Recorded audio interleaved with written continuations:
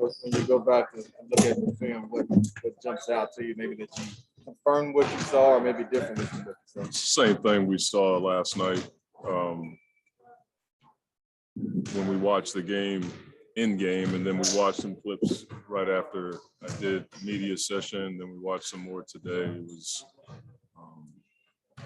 some layers to it, but the ability to, hit first and pursue the ball, staying in front of the ball was something that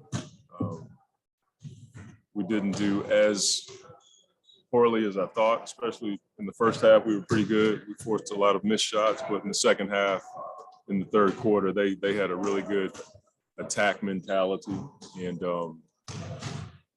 when they attacked the paint, we were in rotations a bit with our bigs, and we gave up position. So it wasn't much different.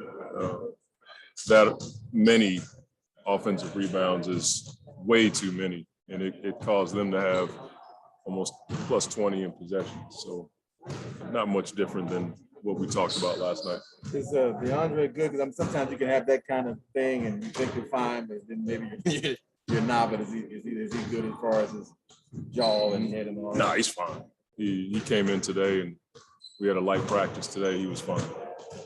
A lot was made of his defense after obviously 4 or 5 blocks. The team defense really set the tone. Yeah, first half really saved us.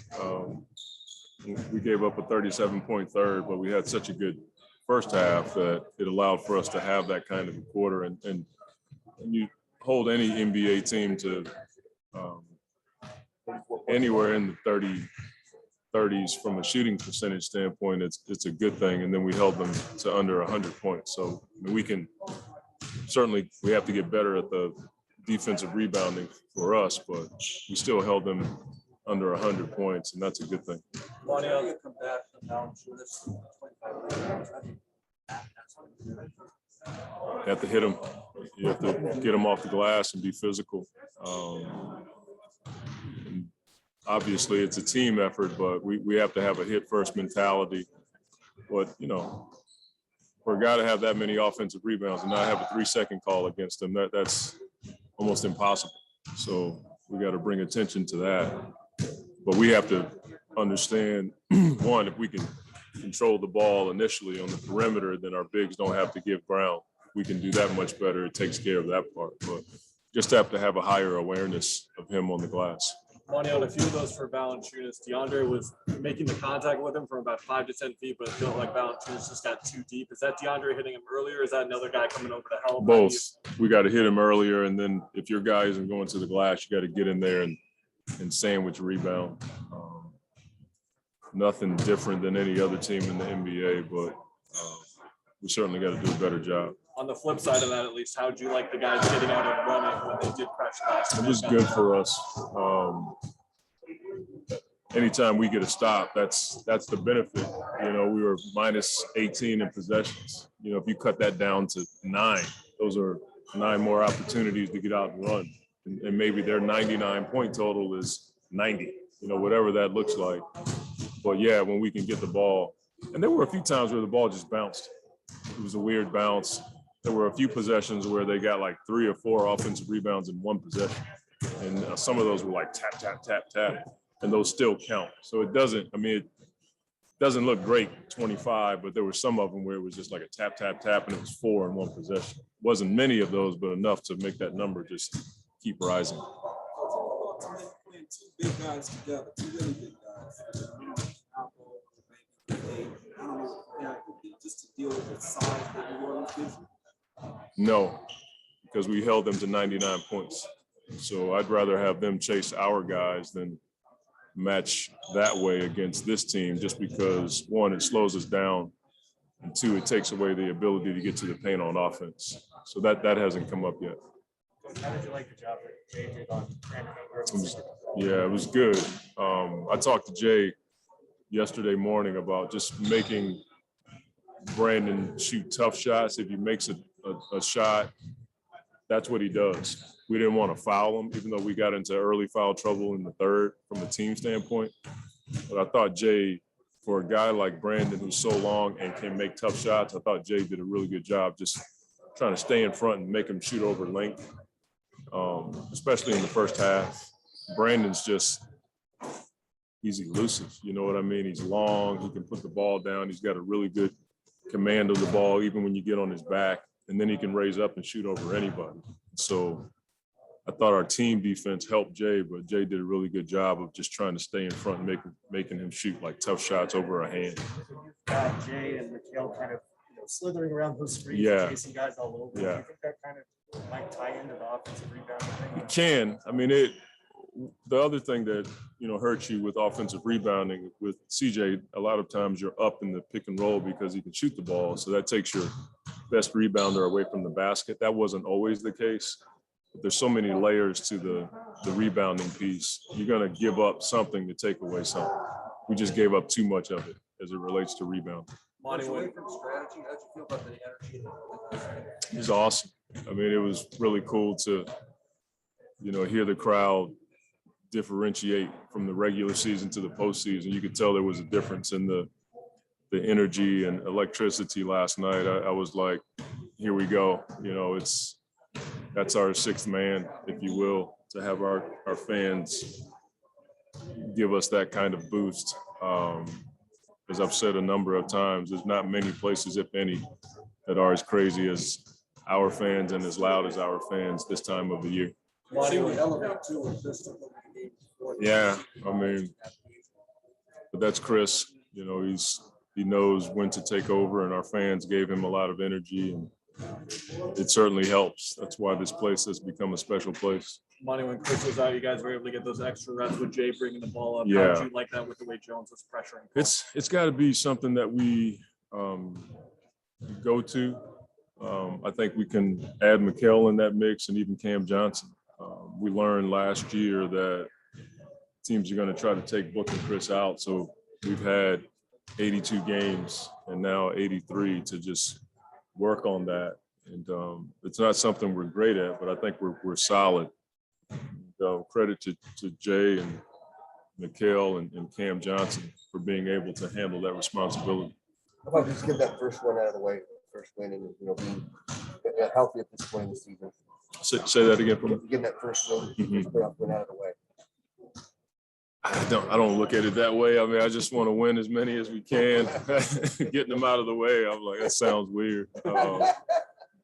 Just want to just keep piling them up. The goal is to win 16, but you can't get 16 until you get the first one. Then you want to get the second one, and it's always about doing the next right thing and not skipping steps for us. So that's our mentality, and we want to stick to that. You looking good. Monty, I feel like I'm at the White House, man. It's a lot of questions today, man. When CP was out during that backstretch of the season, Book obviously took a bigger offensive role. What was the biggest area of growth that you saw in Book's game during that stretch to continue? Yeah, I think, when you play from Chris's vantage point, you see the floor different. Like you're coming from the backcourt and you see 9 people looking at you, your 4 teammates and 5 defenders. It's a different way to look at the game. And that's an adjustment. I thought Book did a really good job of, punishing defenses when they shifted into the paint. He was really kicking the ball to guys on the backside. And I think all those guys, when they have to play that role, they have an appreciation for what Chris deals with, and they've all said that. But I think for me, like when Book's in that situation, the thing that doesn't wane for him is his intensity on defense. When you have the ball that much, it can wear you out.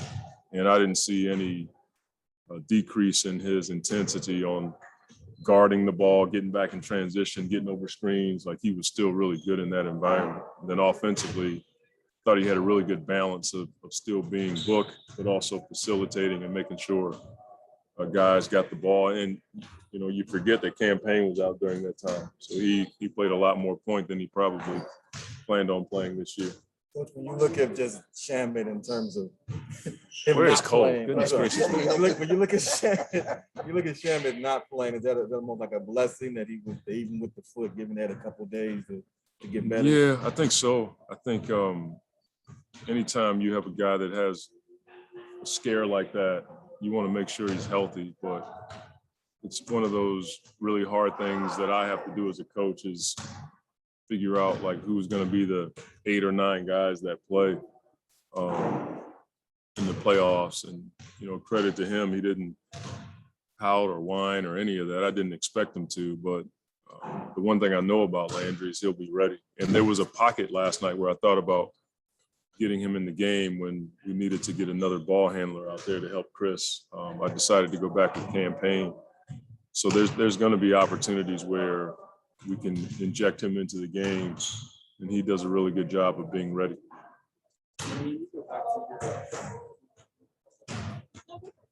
Final question. Early days in New Orleans and versus early days in New Orleans, how much did those service building blocks for where you are now? Yeah, I think the Instagram or something like that. My bad, Coach. I think anytime you go, you know, you look back on it, I would imagine you learn from, you know, those mistakes early on. I think as it relates to Chris and I, it's like I said it before, I was in his way a lot. You know, I was calling every play down the floor. And that slowed us down. We were a pretty slow team back then. And that's when the pace and all that stuff kind of kicked in. It wasn't totally in, but I think I slowed us down a lot back then. And now I'm probably less apt to call a play, and he's looking for me to call a play. And so the balance is so much better now. But I had to go through it to learn, you know, and I've tried to share that with coaches that have asked me. You know, I'm like, if I don't tell them what to do, I just tell them what not to do because I've made those mistakes. So I hope I'm better in that area. Thank you, Monty. No, she had a question. Go ahead. So CP just becoming, the oldest player to score 30 and 10. Does it surprise you anymore that he's able to, do that? Doesn't surprise me, but I certainly don't take it for granted. You know, I've seen the work that he's put in. I know how much he cares. And you can't put greatness in a box. You know, the great ones just figure out a way. They know when to do what. And again, I just don't want to get in his way. He's one of the best players I've ever been around.